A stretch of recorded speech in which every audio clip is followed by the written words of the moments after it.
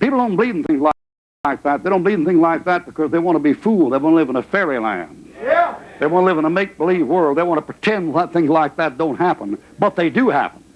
But it did happen. That it not only did happen, it's going to happen again. You take this country right now, I've read you enough stuff from time to time to show you how things are going. This country right now, while I'm standing here talking to you, is moving toward a police state. It's moving toward a police state with the Gestapo, and the Gestapo has liberties to come in and enter and break and enter and armed robbery and trespass. They don't have to pay any attention to the Constitution at all. They can just step right in. Here's a good one here. Most of the men who got out of Waco, who survived, are in jail charged with conspiracy to commit murder. Not a one of them ever killed anybody in their life.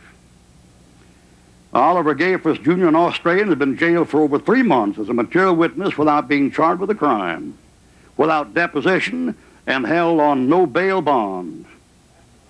And no trial, and no charge with a crime, just held so they can use him to cover up.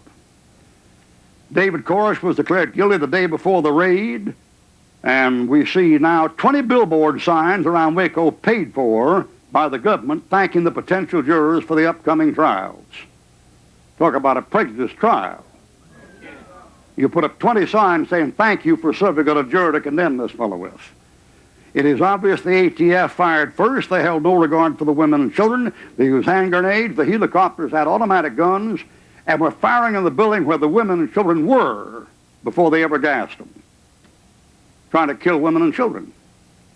In a TV tape not available, it is plainly visible that a tank had a flamethrower torching the building seconds before the fire broke out. At 4:48 the same day, it was easy to see in a video a new large plywood box being carried to the burned-out crime scene after. It took several men to carry it. The next day, a .50 caliber machine gun tripod was visible on the screen where there was none the day before. They planted bogus evidence there and photographed it and said it was there. They carried it in themselves. The Gestapo never pulled it off any better than that. On the subject of David Koresh and the life in Mount Carmel, we asked many survivors what it was like. It was not a commune, it was not a cult. Everyone had their own possessions, had freedom to come and go as they wished. They were all devout Bible readers. Well. They strongly deny that he had more than one wife or that he had sex with adolescent girls. You murdered 83 people on rumor. Bragged about it, got away with it, and not one man that committed a murder was charged with murder.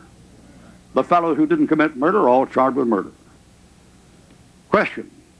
Is it Janet Reno's knowledge that Christians teach lesbianism is a sin, the reason she ordered the massacre, and the reason she proudly bragged about it? For instance, Chronicle magazine, April 1993, many homosexuals in Miami, Florida have contacted us and told us Reno's lesbianism is common knowledge among the gay community.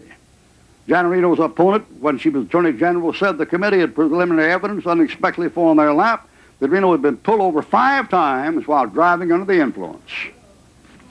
A drunken lesbian getting 83 people killed, and everybody patted in the back saying, my, what a wonderful job you did.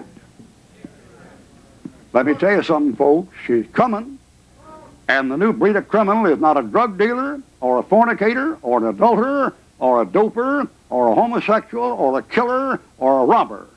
The new criminal is a Bible-believing religious fanatic. That's the new breed. When Hitler took over and got going after those people, he got them on their religion. They were Jews. He said they were abusing children. As a matter of fact, he said they were sacrificing children as Passover lambs. That's an old Catholic gimmick from the Dark Ages. You take that stuff, the gun control laws Hitler passed in 1933 are the gun control bills that are now before Congress by a fellow named Metzenbaum and another woman. It's funny how some of these women all suddenly showed up, and who they showed up, the government just fell apart. It's strange. There's been something wrong with you women in governmental positions. And so Roberta and Janet and Hillary and Sarah shows up, all hell breaks loose. I mean, you kill a dozen children that are 10 years old with poison gas and say, we wanted to keep them from being slapped.